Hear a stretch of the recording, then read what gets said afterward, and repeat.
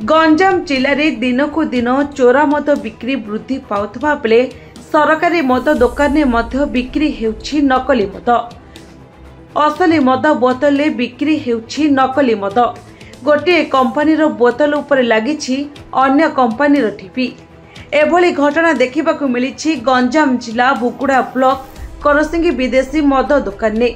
सूचना अनुसार किछि ग्राहक एही दुकान आइकॉनिक हुस्की किनला परे देखिथिले सेथिरे भी 7 हुस्कीर ठुपी लगिछि।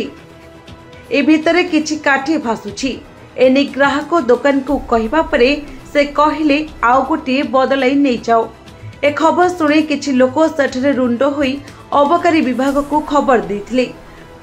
खबर पाई बुगुड़ा पुलिस, बुगुड़ा अबकारी विभाग और भंजनगर अबकारी थाना इंस्पेक्टर डंबरुधर हरिचंद सेठारे पहुंची तदंत करने सहित सीसीटीवी एवं दुकान जांच करी परीक्षा पाई किछि सैंपल संग्रह करिसेंती।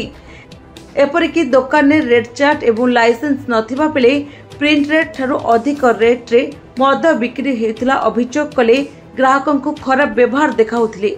ए अभियोग पाई अबकारी विभाग संपुक्त दुकानी को तागिद करबा सह आगामी दिन में एभली अभियोग आसिले दृढ़ कार्यानुष्ठान नेबा सह मद दुकान को सील कर दिया जिवो बोली कहिसंती।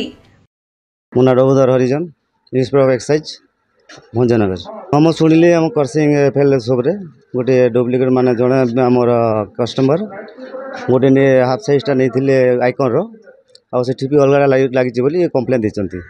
तो खबर पाइला मात्र मु आसिली आ सेटा को वेरीफाई कली। एक्चुअली सेटा कंपनी लेवल आउ सेटा को हम लेबोरेटरी को पठेबो जदि टेस्टिंग से खराब मद आसे ताले ता ऊपर हम कार्य अनुष्ठान ग्रहण करबो। हां हमर प्राय हमर सब बुगुड़ा नै कि पूरा हमर भंजनगर पद नै कि हम जो एरिया जगन्नाथ प्रसाद एरिया रे तो चोरा मद होची हम कंटिन्यू पेट्रोलिंग चली आ केस मद होची तांको नारे मद केस रुजु करा जाउची आ चेष्टा करूछु जेमती चोरा मद व्यवहार माने बेसी न हबो आ ए प्रकार काम जेमती न करिवे। भंजनगर पुरुषोत्तम महापात्रଙ୍କ रिपोर्ट निरपेक्ष न्यूज।